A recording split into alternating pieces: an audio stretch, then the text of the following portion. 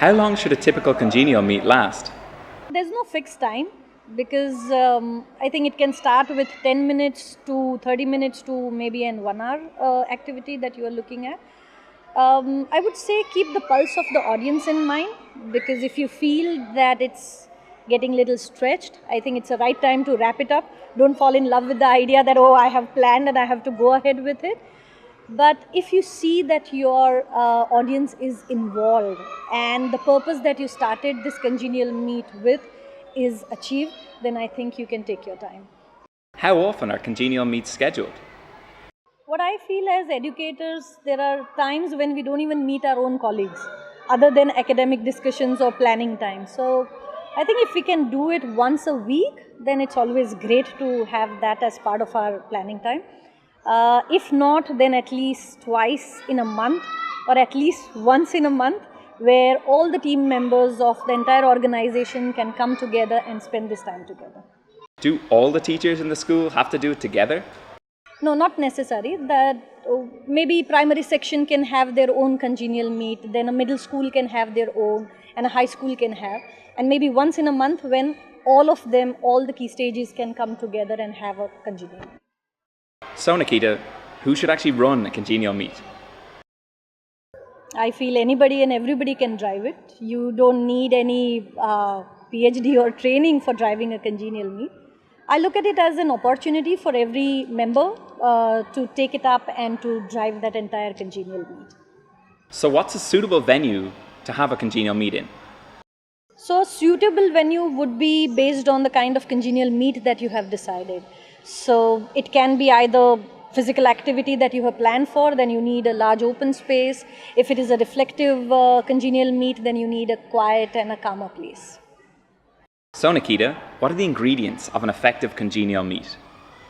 I would say the ingredient is you yourself and the kind of personality that you have, because I feel that if you are an energetic and an enthusiastic kind of a person, and if you plan for a congenial meet, then you make sure that it brushes on or gets transferred to all the participants who are part of that meet. How do you make sure that the congenial meet is more than just an activity or a game?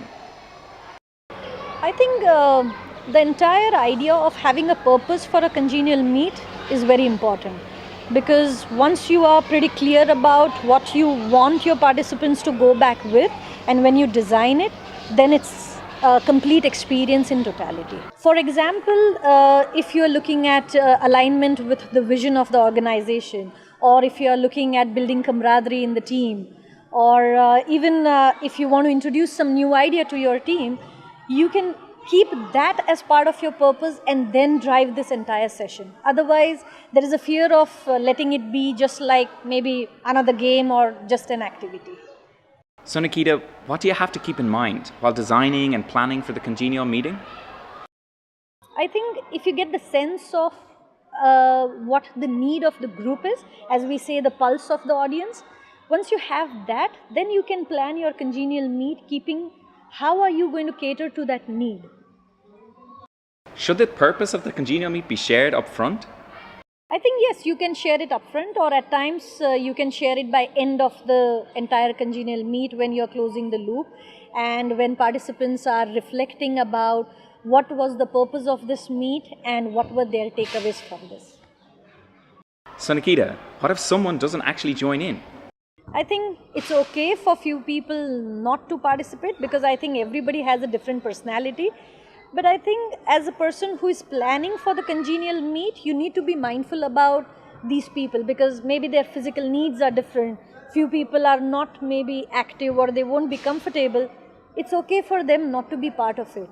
But then in which way are you going to involve them in this congenial meet is going to be important.